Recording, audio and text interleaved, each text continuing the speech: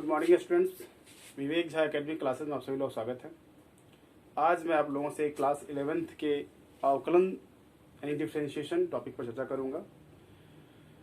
बच्चों, अगर आपको कोई function y equal to F x दे दिया जाए और आपसे डिफरेंशिएशन करने के लिए कहा जाए तो ये डिपेंड करता है कि किस टाइप का फंक्शन है। ठीक है, डिफरेंशिएशन करने के लिए हमेशा हम लोग x के रिस्पेक्ट में ही डिफरेंशिएशन हम लोग करते हैं। ठीक है, अगर y equal to F X है तो x के रिस्पेक्ट में डिफरेंशिएशन किया जाता है। ठीक है, और डिफरेंशिएशन करने के लिए हम लोग एक साइन होता है डी डी एक्स, उसका इस्तेमाल हम लोग करते हैं। ठीक है, फॉर एग्जाम्पल अगर कोई फंक्शन है y equal to F X, कोई फंक्शन है, ठीक है, इसका डिफरेंशिएशन आपको करना है तो आप डी डी एक्स साइन का प्रयोग करेंगे आप दोनों तरफ, D D X of y and D D X of F x. इसी को हम लोग डिफरेंशियल कोएफिशिएंट कहते हैं। D D X of y को ही हम लोग डिफरेंशियल कोएफिशिएंट कहते हैं, अवकल गुणांक, हिंदी में अवकल गुणांक कहा जाता है। अब बच्चों, जिस टाइप का फंक्शन इस तरफ होता है उसके अकॉर्डिंग हम लोग डिफरेंशियल कोएफिशिएंट की वैल्यू फाइंड करते हैं। अगर आपका फंक्शन साइन एक्स है तो उसकी वैल्यू कॉस एक्स हो जाएगी। अब मैं कुछ फॉर्मूला बताता हूं, जिस फंक्शन की टाइप को ध्यान रखते हुए मैं आपको कुछ फॉर्मूला बताऊंगा जिससे आपको अवकल करने में आसानी हो जाएगी, अवकलन करने में आसानी हो जाएगी।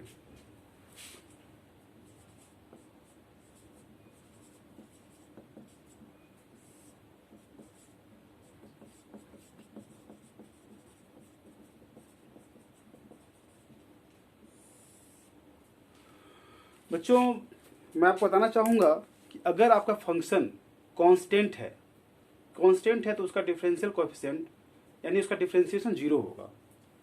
फॉर्मूला नंबर 1, अगर आपका फंक्शन कांस्टेंट है तो कांस्टेंट का डिफरेंशिएशन ऑलवेज 0 होता है।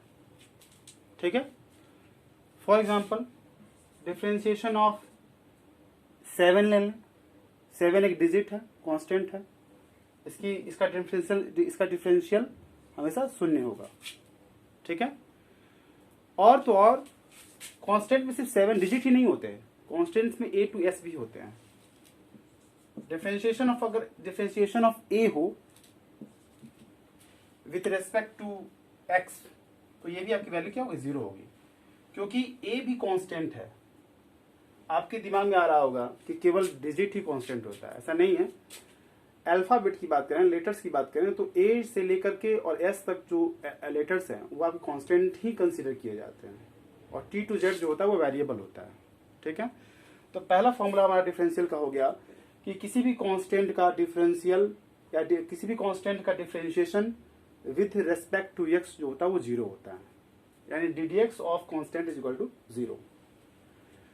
फॉर्मूला नंबर 2, अगर आपकी फंक्शन अगर ट्रिग्नोमेट्रिकल है तो उस समय उसका वैल्यू कैसे आप फाइंड करेंगे। तो फॉर्मूला नंबर 2 है differentiation of sine x. Sine x का जो डिफरेंशिएशन होता है वो कॉस एक्स होता है।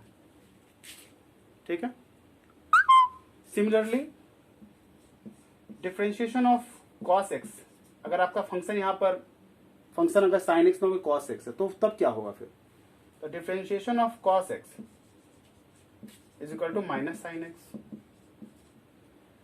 Formula number 4, differentiation of log X base E is equal to 1 upon X. इसी तरीके से और ही फॉर्मूले हैं डिफरेंशिएशन के, इनको आपने नोट कर लीजिए। और फॉर्मूले हैं, फॉर्मूले में इस साइड में लिख रहा हूं formula number 5, differentiation of sec x is equal to sec x tan x। Formula number 6, differentiation of a to the power of x, differentiation of a to the power of x is equal to a to the power of x log a base c, a to the power of x log a base c। ठीक है, differentiation of tan x is equal to sec square x, etc. There are so many formula has been given in your book and I have given some formula here. अब हम differentiation के questions को लगाते कैसे हैं, इन formula को note कर लिया आप लोगों ने? नोट हो गया? चलिए ठीक है, अब हम डिफरेंशिएशन क्वेश्चंस को लगाते कैसे हैं उस पर जरा फोकस किया जाए। तो डिफरेंशिएशन के क्वेश्चंस को, जैसे फॉर एग्जांपल एक क्वेश्चन आपके सामने है, एक क्वेश्चन आपके सामने क्वेश्चन है, कोई क्वेश्चन आपके सामने है, मान लीजिए तो क्वेश्चन आपके सामने कि if y is equal to sine X plus 2 cos x then find ddx of y। कोई क्वेश्चन है आपके सामने, ठीक है, sine X plus 2 cos x equal to y then find the differential coefficient. तो आप कैसे करेंगे प्रोसीड से सॉल्यूशन? आप लिखेंगे y is equal to sine X plus 2 cos x, ये आपका फंक्शन है। फिर आप लिखेंगे differentiating with respect to x, ये लाइन लिखना बहुत जरूरी है, differentiating with respect to x। फिर हम लोग ddx साइन लगाएंगे, यहां भी यहां भी यहां भी सब जगह, ddx of y, ddx of sine x, ddx of 2 cos x। बच्चों अगर कांस्टेंट अगर किसी वेरिएबल के साथ आ जाए तो उस समय इस कांस्टेंट का इस कांस्टेंट को हम बाहर कर लेते हैं, ठीक है।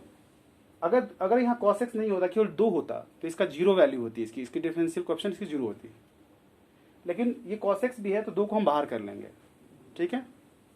तो आपका हो जाएगा। और आपको पता है कि साइन एक्स का डिफरेंशियल क्या होता है? अभी मैंने जस्ट बताया कि साइन एक्स का क्या होता है, साइन एक्स का cos x होता है। तो यहाँ पर हम लोग साइन एक्स की जगह cos x डाल देंगे, इसकी वैल्यू cos x हो जाएगी, 2 बाहर हो जाएगा इसमें, ddx ऑफ cos x। अब cos x का पता है आपको, cos x की डिफरेंशियल क्या होती है, माइनस साइन एक्स होती है, तो ये हो जाएगी cos x minus 2 sine x. यही आपका रिक्वायर्ड आंसर होगा, ठीक है। इस तरीके से हम डिफरेंशिएशन को प्रोसीड करते हैं। चलिए अब कुछ और भी क्वेश्चन पर हम आपसे बात करेंगे नेक्स्ट टाइम पर। Okay, thank you.